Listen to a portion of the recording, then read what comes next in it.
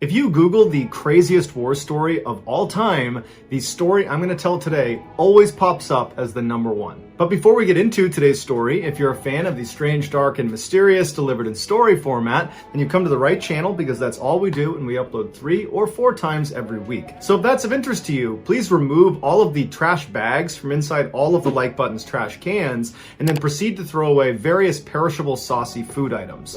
Also, please subscribe to our channel and turn on all notifications so you don't miss any of our weekly uploads. All right, let's get into today's story.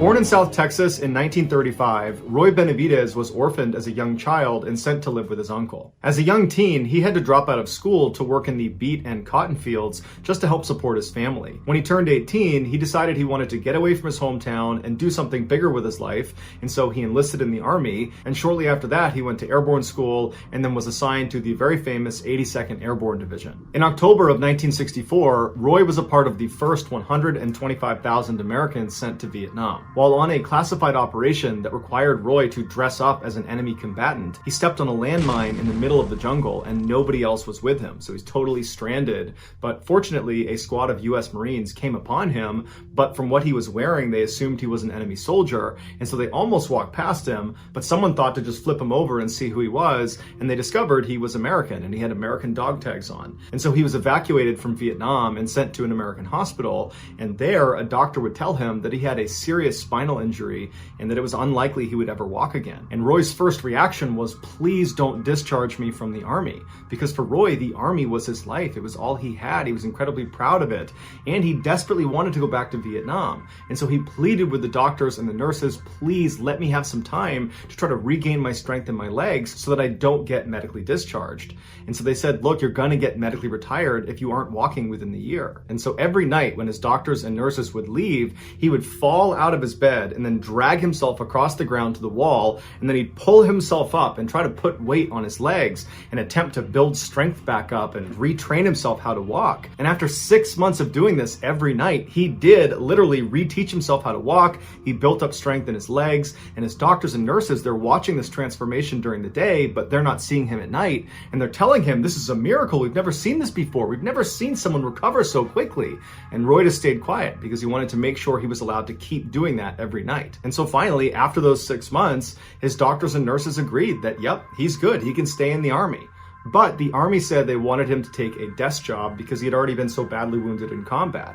And Roy didn't want that. He pleaded with them to let him go back to the 82nd, but they said, no, we're not going to risk you getting hurt again. And so he was sent to North Carolina for his desk job. And as soon as he got there, he began training like a maniac every minute of every day, trying to get in the best shape of his life, because his plan in his head was once he got there, he would try out for Special Forces. He would try to become an Army Green Beret, which is the premier combat unit in the Army. It's one of the hardest ones to get into, and their training program is in North Carolina. And so after a few months, he was in amazing shape, and he asked his superiors, can I go try out to be a Green Beret? And they're like, I can't believe you're even walking, but you know what? You've come this far, you can go try out. And just a couple of months later, Roy Benavidez was a Green Beret. A year later, in 1968, so 4 years after Roy was nearly killed by that landmine, he was sent back to Vietnam for his second combat tour. And as soon as he got there, the fighting was very intense. On May 2nd of that year, Roy had a day off, and he was spending his day off at a church service inside of their wooden shack they had built on their base. And while he was in there listening to the chaplain, he heard a radio call come out from the communications table that was just outside of the shack he was in, and it sounded like someone was in trouble. And so he ran outside to listen to the radio, and what he heard was this very desperate call from someone yelling into the radio, get us out of here. And in the background of this radio call is just a constant barrage of gunfire. The call for help came from a 12-man Army Special Forces team that had been ambushed by an entire North Vietnamese Army infantry battalion. To put that in perspective, that is 12 Special Forces members, of which many of them Roy knew personally, in the middle of the jungle, where on all 4 sides there are over 1,000 enemy combatants. As Roy is hearing this distressing transmission come across the radio, he hears overhead the sound of incoming helicopters. And he looks and he sees there's 3 birds that are coming towards their base. And so he runs over to the landing zone to greet the helicopters as they come in. And he can see as they're landing, they are all completely covered in bullet holes. And as soon as they touch down, Roy runs up to one of the door gunners, which is this 19-year-old kid, and he looks kind of dazed. And Roy asks him, what's going on? Where'd you guys just come from? Were you out there at that ambush site? Do you know what's going on with that 12-man team? And the door gunner just collapses into Roy's arms and dies. He had been shot up.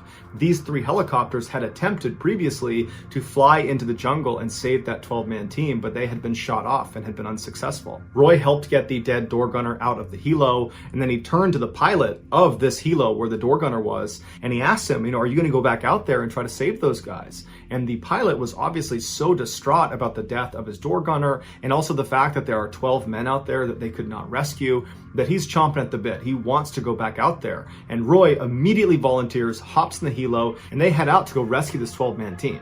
So not only are there only 2 of them, but Roy was so eager to volunteer himself, he forgot his gun. So all he had on him was his knife and some medical supplies. But nonetheless, the pilot just keeps flying towards the ambush site, which was in Cambodia. It was this really dense stretch of jungle. And as they got closer and closer, gunfire started coming out of the jungle towards the helicopter. And so the pilot had to do this kind of constant zigzagging just to avoid getting shot down. And so as they're zigzagging, they notice there's some smoke coming out of the jungle. And it was very clear that this 12-man team is trying to signal to the helo, here we are, come get us, because they can hear the helicopters coming in. And so the pilot tried to fly down and get as close as he could, but anytime he got even marginally close to this team, the rate of fire would pick up so dramatically that the helo was just about to get shot down. And so the pilot began to turn away, and he told Roy, we can't get any closer. We're going to have to get more people in here. And Roy just tells him, no. Get as low as you can, and I will jump out into the jungle. And the pilot turns to him and he's like, you can't do that. You're going to get killed. And Roy somehow convinces this pilot that he alone, without a gun, is totally competent. Just put me down in that jungle and everything's going to be just fine. And so the pilot said, okay, and he lowered right over the canopy of this jungle, about 100 yards away from where this 12-man team is trapped. And without any hesitation, Roy just leaps off the helicopter into the jungle. Now, you got to understand that where he was jumping was where the enemy was. He was literally jumping, no parachute, no gun, no anything, just crashing through the canopy onto the jungle floor where he'll definitely be surrounded by enemy combatants. And so he plummets through the canopy, he smashes onto the ground, he pops up and just starts running through the jungle with enemies on either side of him towards the 12-man down team. And the enemy was so surprised to just see this American running through the middle of the jungle by himself with no weapon that they hesitated for a minute and they didn't open fire on him. But when they did open fire, Roy got shot in the face, in the back of the head, in the leg. They threw a grenade that detonated at his back and sent shrapnel into him, but none of it stopped Roy. He just kept on running until he made it to this downed 12-man team. And when he got to them, they were in terrible shape. They were doing their best to stay behind some trees, but rounds were coming in from all directions, and 4 of them were already dead, and the others that were still alive were critically wounded. In fact, one of the most able-bodied of the surviving 12 had been shot in the head and was missing an eye and could barely see out of the other one. And so he's fighting to stay conscious, and he's generally trying to shoot in one direction. But I mean, that's their best guy at this point, to give you a state of how they were doing. But Roy ran up to this guy, he pulled him down, he gave him a shot of morphine in the arm, and he repositioned him because he couldn't really see, and told him where to shoot his gun. And then under a constant hail of bullets, Roy low-crawled to each of the other living team members and gave them morphine shots, and then began dragging each and every one of them away from the ambush site to this other area where there was better cover, and there was a nearby clearing that he believed a helicopter could land in if the pilot was really daring. On one of Roy's last trips back to the ambush site to get the last few surviving members, he saw 2 other men that were part of this team that had been totally cut off from the main group. And when Roy had jumped into the jungle and ran in, all his adrenaline had kicked up and he just hadn't done a head count. And so he didn't realize there were 2 other people over there. And so without any hesitation, he grabbed a gun off of one of the dead enemy soldiers and just began running towards this down 2-man team. And as he's running, he's shooting wildly in every direction, trying his best to suppress enemy fire, but it's really doing nothing. He's just dodging bullets as as he's running, and right as he got close to the two-man team, a bullet went flying through his thigh, just clean through his thigh, and it didn't slow him down. He got to the two-man team totally unfazed, and he says, okay, get ready to move. He stands back up and he starts shooting again in both directions and tells them to crawl back to the main unit. And so he stands up and continues to shoot in both directions until these two men get back over to the main group. Once they were safely with the group, Roy again ran the gauntlet with this huge gaping hole in his thigh all the way back to the main group. And so now that Roy had a full head count of all of the living members of the downed 12-man team, and he had moved them all to this slightly safer area relatively with better cover and concealment, he threw a smoke grenade into the nearby clearing he had found in hopes that the helo pilot overhead would see the smoke and be willing to come down and land. The pilot that had dropped off Roy had not actually left the area. He had moved away from all the fighting, but he was loitering in case something like this happened. And so he saw the smoke, and without any hesitation, he flew right over, taking rounds the whole time, pinging off the side of his helicopter, and he touched down right in this tiny little clearing. And so as these semi-able-bodied surviving members of this unit begin making their way over to the helicopter, Roy began running around a little ways off from the helicopter, picking up rifles off of the dead enemy and shooting back at the enemy, dropping that gun, running over, picking up another one, engaging the enemy over and over again, doing everything he can to try to protect the extract of his men behind him. And once Roy turned around and saw most of the men had made it onto the helicopter, Roy believed it was his chance now to run out and try to collect some of their dead teammates. And so Roy just takes off into the jungle, right into enemy fire. He's got two guns in his hands, and he's running. He's trying to engage the enemy as he's going, and then he comes across the first of his dead teammates, and it happens to be one of his very best friends, a man named Leroy Wright. And so he grabs Leroy and begins trying to haul him back towards the chopper, and as he's moving, Roy gets shot again, this time through his stomach.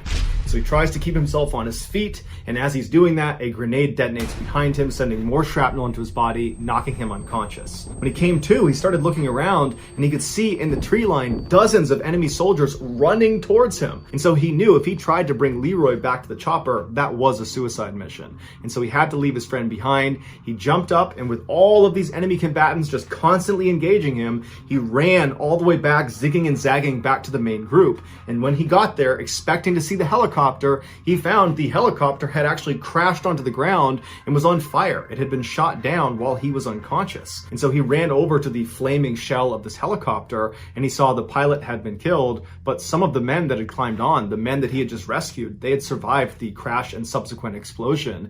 And so Roy just leaps into the burning vehicle and starts throwing these survivors out. Then he leapt back out, he picked up a gun, continued to engage the enemy, and then began picking up these wounded men and dragging them even farther away to another area that was safely away from this crash site, because he knew if he didn't get all these people away from the crash site, pretty soon mortars are going to come raining down on this area, because their enemy is going to want to kill any of the people that are going to try to rescue the people that were on the helicopter. And so Roy finally gets all of the survivors over to this new area, and he's looking around, and he can see there are still hundreds of enemy fighters that are not that far away from them, just constantly engaging them. And Roy's doing his best to grab guns off the ground and shoot the enemy, but there's just too many of them. And he's looking around at his team, and everybody's on the brink of death. And so is Roy. He's just functioning on adrenaline at this point, and he thinks to himself, the only way we can get out of this is if we call in what's called a danger close airstrike. So what you need to understand about how airstrikes work in a combat zone is there's someone called a controller that is on the ground directing the aircraft overhead.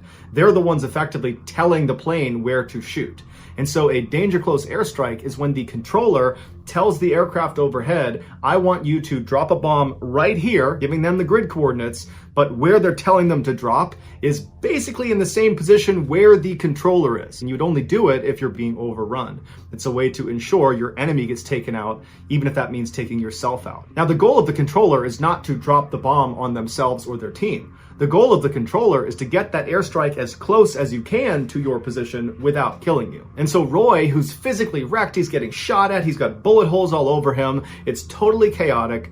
He pulls out his map, he calmly finds his grid coordinates, he calls it into the aircraft overhead, and he calls in a beautiful precision napalm strike that does not affect his team at all. He calls in multiple gun runs. None of them affect his team, despite them all being considered danger close airstrikes. And so Roy just continuously called in attack run after attack run, taking out enemy combatants all around them, completely suppressing the fire. But at some point, the aircraft overhead ran out of fuel and had to leave. And at that point, point, the surviving enemy combatants, which still numbered in the hundreds, they popped their heads up and they unleashed a hellacious volley of fire in which Roy again got shot clean through the leg. And so now Roy's looking around and he's realizing they're pretty much out of options. They don't have aircraft overhead. Roy's basically out of ammunition and there's no dead guys' guns around for him to grab. All of his team members are basically on the brink of death. And so Roy's thinking to himself, any minute now, we're going to get overrun. And so he crawls to each of his surviving teammates and he gives them one last shot of morphine to at least make their death painless. And then at the 11th hour, another helo comes blazing into the jungle and opens fire on the enemy, pushing them back. Roy is immediately invigorated and motivated because now he sees an opportunity to potentially survive this. And so once again, he grabs his teammates and begins schlepping them over to the helicopter. And after he believed he got the last of them on board, he turned and saw two of his teammates had fallen down farther back in the jungle and the enemy was closing in on them. And so Roy, like always, without any hesitation, just starts running towards them. And as he's just about to reach them, an enemy soldier that had apparently run out of ammunition leapt out of the jungle and smashed Roy on the side of the head with their rifle butt, fracturing his skull. And so Roy falls to the ground and the soldier jumps on top of him and smashes his face, breaking his jaw. And then the soldier turns his rifle around. There's a bayonet on the front side and he begins impaling Roy over and over again. And Roy, like out of a movie, grabbed the rifle, pulled it out of himself, threw the soldier on the ground, jumped up, got on top of him, drew his Bowie knife, and proceeded to kill this soldier. And after he was done with that, he ran over to the two downed men. He grabbed one of them with his left hand. He picked up a rifle with the other. And as he's dragging this guy back to the chopper, he shoots and kills two more enemy combatants. So he finally gets this guy back to the chopper. He runs back, gets the last guy, throws him back in the helicopter. And then finally, Roy is the very last living American to hop in the helicopter, and the helicopter takes off. On the helo ride back, Roy was in very rough shape and had to literally hold his insides inside of his stomach. And so when they finally landed back at base and Roy was hauled off of this helicopter, he wasn't moving, and the doctors and nurses didn't really even know where to start with him. He had so many injuries.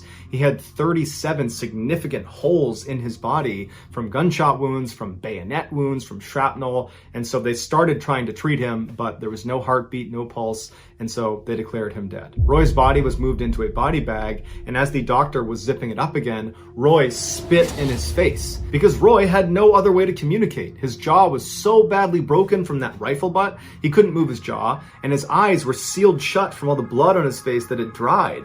And so his only way to communicate was to spit. And so unbelievably, Roy was still alive. And so they took him out of the body bag and they shipped him to Japan for intensive surgery. And then he was transferred to Texas, where he spent a year rehabbing from his severe injuries. Roy was immediately given the Distinguished Service Cross and was put in for the Congressional Medal of Honor, which is the U.S. military's highest award for valor. But the paperwork took a really long time. And so Roy was not actually given the Congressional Medal of Honor until 1981. Of the 12 men that were trapped in that jungle, 8 would survive, all thanks to Roy Benavidez.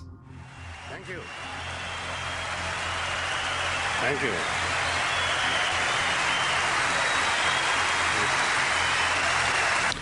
A lot of people call me a hero. I appreciate the title. But the real heroes are the ones that gave their life for this country. Roy passed away in 1998 as a result of complications from diabetes. He was 63 years old. So that's going to do it, guys. If you found the secret in today's episode, let us know in the comments what it is and where you found it. So give us the timestamp. And if you're the first to do that, we'll pin you at the top of the comments section. If you enjoyed today's video and you haven't done this already, please take out all of the like button's trash bags from their trash cans and then proceed to throw various perishable saucy foods inside. Also, please subscribe to our channel and turn on all notifications so you don't miss any of our weekly 3 or 4 video uploads. If you want to get in touch with me, you can direct message me on Instagram or on Twitter. My username for both platforms is the same. It's JohnBallin416. I also have a ton of content over on TikTok where my username is Mr. Ballin. I also have a second YouTube channel called Mr. Ballin Shorts where I post short videos. If you have a story suggestion, please submit it to our subreddit just called Mr. Ballin. It's linked in the description below. So whether I see you on Instagram, Twitter, TikTok, Reddit, YouTube, or some combination, just know that I really appreciate your support. And until next time, that's going to do it. See ya.